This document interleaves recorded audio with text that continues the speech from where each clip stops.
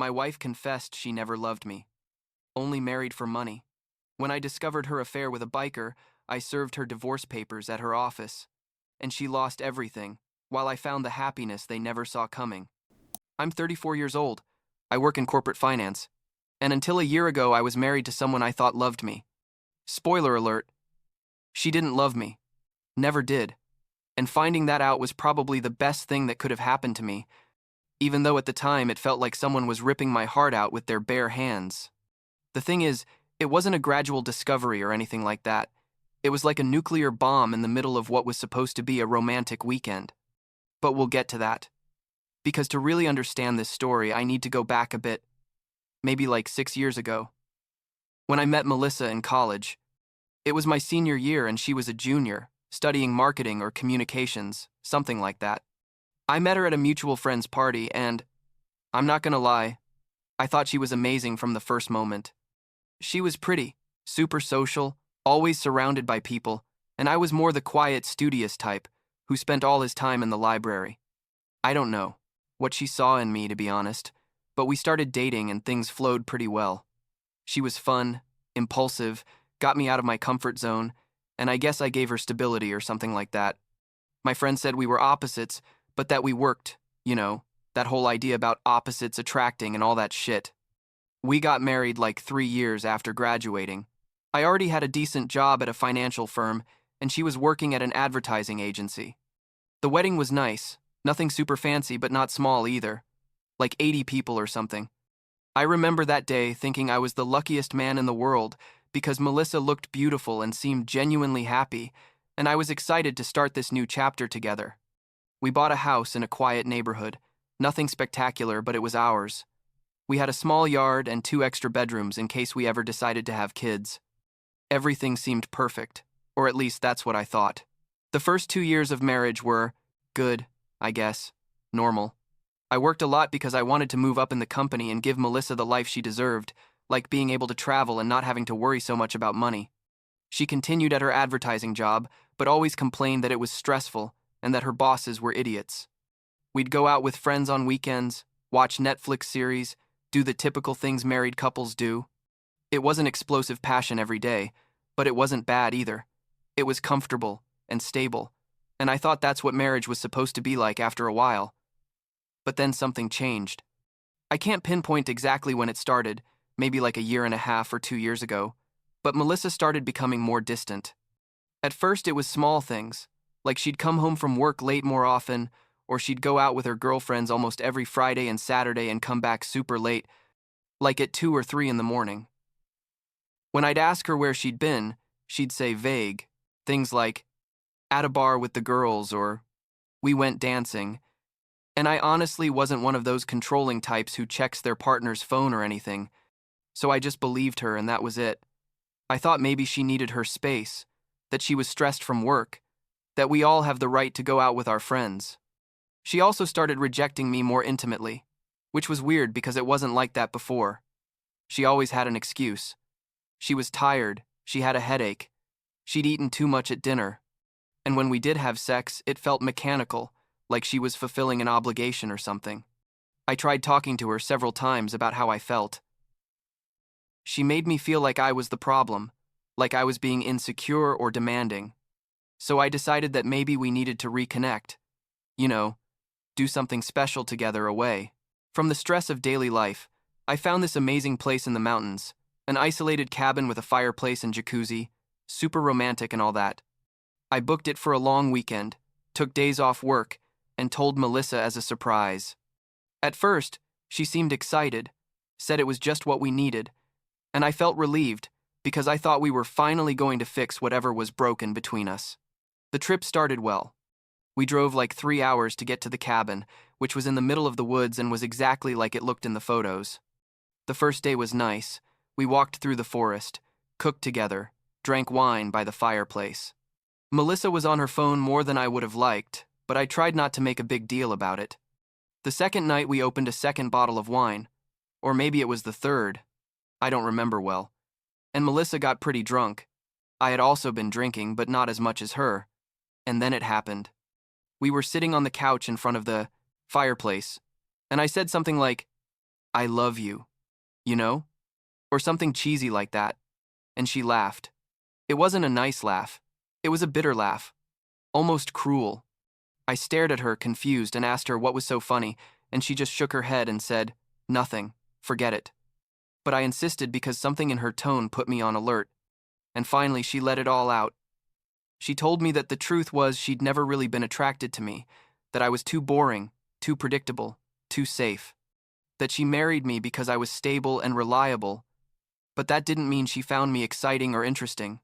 She said she'd always fantasized about more adventurous men, more dangerous, guys who made her feel alive instead of asleep. I don't know if you can imagine what it feels like to hear that from the person you married, the person you've dedicated years of your life to. I sat there processing her words while she kept talking, saying we probably should never have gotten married, that she made a mistake, that she felt trapped. I tried to ask her if there was someone else, and she laughed again and said, "Does it matter?" Which was basically a yes without saying yes directly. That night, I slept in the other bedroom of the cabin, or rather, I stayed awake all night, staring at the ceiling and feeling like my world had collapsed. The next day, we drove back in complete silence. Melissa was hungover and looked regretful, probably wanting to take back everything she'd said, but the damage was already done. You can't unhear those things. You can't just erase them from your memory. When we got home, I was weird, like emotionally numb. Melissa tried to talk to me, apologized like 10 times, said she'd had too much to drink and didn't mean it. But I didn't believe her anymore. Something had changed in me that night at the cabin. Something fundamental. I realized I'd been living a lie. That our entire relationship had been a farce from the beginning. And that hurt more than anything else. But here's the interesting part. Because instead of confronting her or making a dramatic scene, I decided to do something completely different. I decided to emotionally detach completely. I stopped making an effort in the relationship. I stopped trying to make her happy. I stopped caring where she was or what she was doing. I became cordial, but distant, like we were roommates instead of spouses. I kept going to work, kept paying the bills, kept sleeping in our bed, but I didn't touch her anymore. I think she thought it would eventually pass, that I'd go back to being the old Alex who bent over backwards to make her happy, but that wasn't going to happen. Like 3 weeks after getting back from the cabin, I got a call from Chris, one of my best friends from college. He told me he'd seen Melissa at a bar downtown with a guy, and that they looked pretty affectionate. He asked if I knew about it, if maybe we had an open relationship or something. I told him no. Thank you. So much for telling me, and hung up. I didn't feel anger or pain, just a kind of confirmation of what I already knew. Melissa was having an affair, probably for months, and I'd been too trusting or too stupid to notice. That same night, I started planning my exit from this marriage. I called a lawyer, a guy who'd been recommended by a coworker who'd gotten divorced the year before. I told him the situation, and he gave me some advice. Get evidence of the infidelity, document everything, protect my assets. I felt like I was in a spy movie or something, but I knew I had to be strategic because Melissa was smart and manipulative when she wanted to be, so I started following her. Sounds pathetic, I know, but I needed proof. One Friday night, I followed her from our neighborhood to a bar downtown, where she met up with a guy. He was exactly the type of man she described at the cabin. Tattoos all over, scruffy beard, rode an old motorcycle. He was literally my complete opposite. I saw them kiss, outside the bar, then they left together on the bike. I took pictures of everything with my phone, recorded a short video, and sent it all to my lawyer. I also started moving money. We had a joint account where we deposited our salaries, and most of the money was mine because I earned quite a bit more than her. My lawyer advised me to move most of it to an individual account before serving her with divorce papers. Because once that happened, she could try to empty the account. So I went to the bank, talked to the manager, explained the situation, and transferred like 80% of our savings to a new account only in my name. I left enough so it wouldn't look like I'd emptied everything, but I made sure to protect what was mine. During all this time, Melissa had no idea what I was planning. She kept coming home late, kept lying about where she'd been, and I kept acting like I didn't care. I think she'd gotten used to my new passive attitude and thought she could do whatever she wanted without consequences. But I was preparing everything meticulously, waiting for the perfect moment to act. That moment came like 2 months after Chris's call. My lawyer had prepared all the divorce papers. We had documented evidence of the infidelity. I had protected my financial assets. On a Tuesday afternoon, while Melissa was at work, I hired a professional process server to deliver the papers directly to her at her office. I wanted it to be public, for her coworkers to notice. I wanted her to feel even a fraction of the humiliation I had felt. When I got home that night, she was already there, sitting on the couch with the papers in her hand and tears running down her face. She saw me come in and started begging, saying we could fix this, that it was a mistake, that she really loved me. She tried to hug me, but I pulled away. I told her very calmly that everything was decided, that there was no going back, that I'd talked to a lawyer, and that she should get one too. She screamed, how could I do this to her? That we were a team, that we'd been together for so many years. But I just looked at her and said, using her own words from that night at the cabin, the truth is you were never really attracted to me, remember? Well, now you don't have to pretend anymore. I saw something break in her face at that moment, like she finally realized this was real and that she herself had caused it. She tried to change tactics, got furious, yelled at me that I was a son of a bitch. How dare I abandon her like this, that she was going to fight for the house and all the money. I told her she could try, but that I had evidence of her infidelity and that my lawyer was very good. That shut her up a bit. I left that same night. I'd already found an apartment downtown, small but modern, loft style.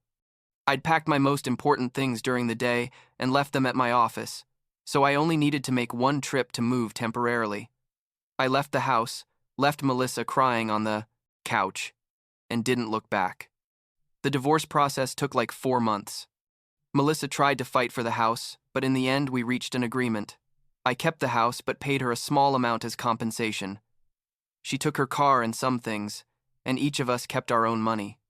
Since she couldn't prove she'd contributed significantly to the house, because I'd honestly paid for almost everything, and I had evidence of her infidelity, the judge was pretty fair to me.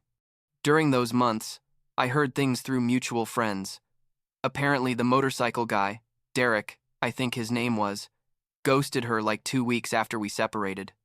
Turns out he just wanted an exciting affair with a married woman, but when she became actually available, he wasn't interested anymore. Instant karma, I guess. I also found out she lost her job at the advertising agency because her boss discovered she'd been having a relationship with Derek, who happened to be one of their clients, which was a violation of company policies. Meanwhile, I was starting to rebuild my life. I joined a gym near my new apartment, started going religiously after work, not just to get in shape but also to clear my mind. And that's where I met Nicole. She was a personal trainer, like 2 years younger than me, super independent and down to earth. She didn't hit on me or anything, she was just friendly and professional. But there was something about her I liked. After like 2 months of seeing each other at the gym, I finally asked for her number, and we started going out. Nicole was everything Melissa wasn't. Genuine, honest, direct. She didn't play mind games or create unnecessary drama. She knew about my recent divorce because I told her on our first date, and she was super understanding but also clear that she wasn't going to be my emotional therapist or anything like that. I appreciated that brutal honesty. We started dating more seriously, like 2 or 3 times a week, and honestly I felt happier than I'd been in years. Melissa tried to contact me several times after the divorce was finalized. She'd send me text messages asking how I was, saying she missed talking to me, asking me for advice on how to look for work or where to live, because apparently she couldn't afford the apartment she'd moved to by herself. I ignored all her messages. I didn't owe her anything, and I definitely wasn't going to be her safety net after everything she'd done to me. Like 3 months ago, I got another message from her. It was long, like a complete essay, saying she was so sorry that she'd made the worst mistake of her life, that she'd finally realized how good I was and how stupid she'd been. She said her life was a complete mess, that she was living on a friend's couch, that she barely had money to eat, that she was in therapy trying to work on her issues. She asked if we could meet up to talk, even if just as friends. I read it, deleted it, and blocked her number. Not with anger or vengeful satisfaction, simply with total indifference. She was no longer part of my life, and I had no intention of letting her back in any capacity. Now, 8 months after moving out, I'm in a completely different place. I got a promotion at work, which is ironic because during my marriage, I spent all my time working so hard to build a better life, for us. And now that it's just me enjoying the fruits, it feels more worthwhile. I live in my downtown apartment that I love. I have a healthy relationship with Nicole that's growing at its own pace without pressure, and honestly, I feel more at peace than I'd felt in years. I'm not going to say it didn't hurt what happened or that there weren't difficult nights after the separation, because there were, but there came a point when I realized Melissa had done me a favor by showing me her true face. She saved me years of continuing to live a lie, years of wasting my life with someone who never really valued me. Last week I ran into Chris at a coffee shop, the same one who'd called me to tell me about Melissa. He asked how I was, and I told him everything briefly. He said I looked better, lighter somehow, and that he was proud of how I'd handled the whole situation. I thanked him for telling me the truth that day, even though it must have been uncomfortable for him, and he said, "That's what friends are for." We laughed, remembering some anecdotes from college, and agreed to get together more often. It was one of those conversations that makes you appreciate the people who are really there for you. Nicole and I went to dinner last night at an Italian restaurant she wanted to try. While we were eating pasta and drinking wine, she told me about her plans to open her own personal training studio next year, and the way her eyes lit up while talking about her dreams made me smile. I realized that this honest simplicity without games or lies was what I'd always wanted without knowing it. It's not perfect, and it's not a Hollywood, a movie, but it's real, and that's enough for me for now.